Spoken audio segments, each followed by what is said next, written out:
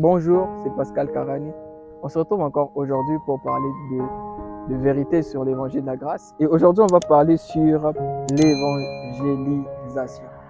Alors maintenant, il y a plusieurs choses qui se passent au fait dans le domaine de l'évangélisation. Il y a plusieurs choses au point où on s'est dit, bon, finalement, on évangélise, il y a des pancartes qui passent, il y a plusieurs choses et tout. Alors c'est important de parler sur ça. C'est quoi au fait évangéliser?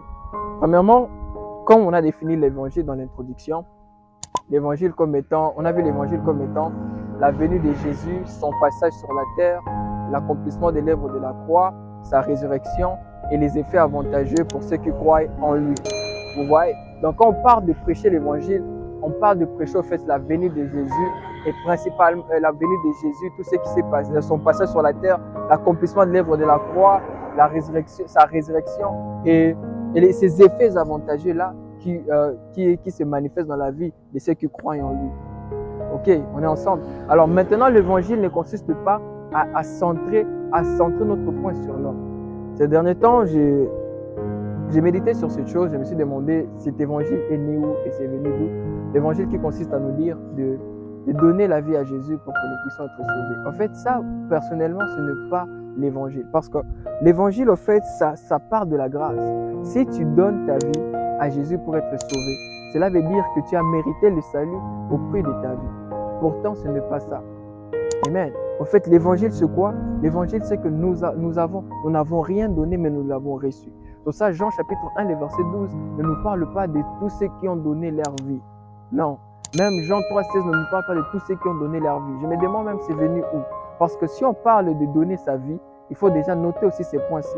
La Bible déclare qu'autrefois nous étions morts par nos offenses. Vous vous imaginez? C'est qu'avant de recevoir Christ, on était morts par nos offenses. On n'avait pas de vie à donner.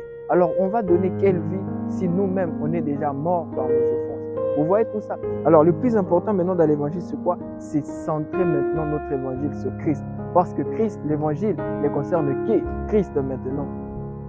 Amen. Alors parlons maintenant de l'effet d'évangéliser. Premièrement, l'évangile, ce n'est pas donne ta vie à Jésus, mais reçois Jésus. C'est bizarre parce que certaines personnes ne trouvent pas la nuance qu'il y a dans ça. Quand on parle de donner, on voit l'effet, c'est un peu comme si tu as acheté les saluts. Pourtant, le salut est gratuit. La Bible déclare dans Éphésiens chapitre 2, le verset 8, c'est par la grâce que nous sommes sauvés au moyen de la foi et cela ne vient pas de nous, c'est un don de Dieu. Donc c'est quelque chose que Dieu nous a donné. Le salut, c'est un don que nous avons reçu de Dieu. Et ça ne vient d'aucune chose de nous parce que nous, on n'a rien à donner pour l'avoir. C'est gratuit. Donc si tu es là et tu écoutes cette vidéo, tu évangélises, j'aimerais te dire juste une chose. L'heure est venue où on doit prêcher Christ, on doit présenter Christ aux nations et c'est très important, mais on va le présenter comme il est, non comme on pense. Amen. Et présenter Christ ne consiste pas à mettre des duretés, à culpabiliser les gens. Non, mes amis, prêcher Christ signifie manifester cet amour de Dieu envers l'humanité. Ce plan merveilleux du salut que Dieu a mis en œuvre pour l'humanité. Ce plan merveilleux qui ne coûte rien à part le fait de croire juste en fait. Amen. Et c'est très important de savoir ça comme ça, de voir le salut sous cet angle-là. C'est très important de voir ça comme ça, de voir l'évangélisation sur cet angle. Ça permet à ce que le partage de l'évangile puisse être fait pur. Vous voyez? En fait, en gros, on a tout à gagner dans l'évangile et on a tout à gagner dans l'évangile en fait. Et on n'a rien à donner pour gagner ce tout-là. C'est ça en fait l'évangile. On a tout reçu, mais on n'a rien donné. Amen. Et c'est très important de toucher sur ce genre de points lorsqu'on parle de l'évangélisation.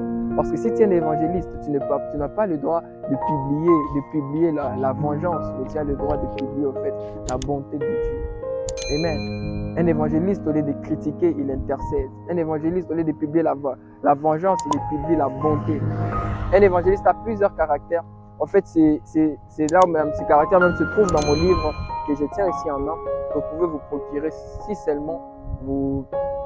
Voilà. Les caractères d'un évangéliste, je l'ai mis dans mon livre ici, 10 vérités sur l'évangile de la grâce, au 11e chapitre où je parle de évangélistes. Évangélistes qui veut dire évangéliste.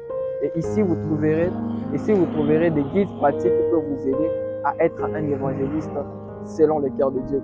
Comme moi, j'ai à décortiquer l'évangile et j'ai remarqué que si on prêchait l'évangile comme ça peut être vraiment très bien. Et que Dieu vous bénisse encore abondamment.